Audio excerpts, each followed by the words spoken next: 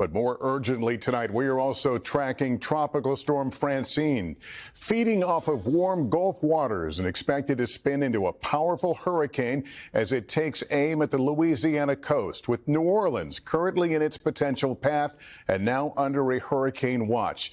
Tonight, hurricane, flood, and storm surge alerts are posted along the coast, where all day people have been preparing their lines of defense.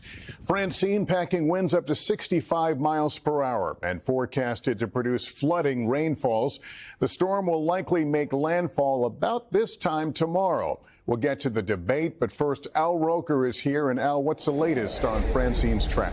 Well, right now, Lester, we're looking at this thing moving relatively slowly, currently northeast at 10 miles per hour. It's 360 miles southwest of Morgan City, Louisiana, with 65 mile per hour winds. Will probably make landfall sometime, as you mentioned, right around this time tomorrow evening. Hurricane warnings up for much of the Louisiana coast. New Orleans in a hurricane watch. We look for this system. Don't worry about the category. It's the impacts. We could see wind gusts of up to 95 miles per hour, widespread outages and damage to homes. Plus, we've got that storm surge ahead of those winds, 5 to 10 feet from central Louisiana all the way to the parts of the Louisiana-Mississippi coast. We're looking at a moderate risk of strong flooding because they've already had recent rainfall. So all this heavy rain could make more flooding even more likely when we're looking at up to 12 inches of rain. Lester? All right, Al Roker, thanks very much. For more, let's go to Jesse Kirsch, who is in New Orleans. And Jesse, how are they bracing for Francine there?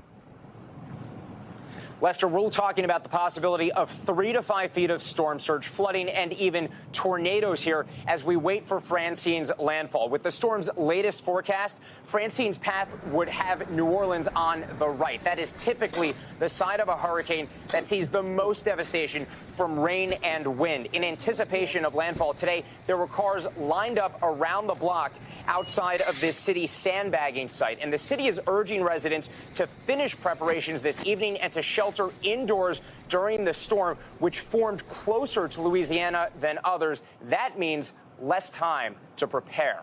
Lester? All right, Jesse Kirsch, thank you.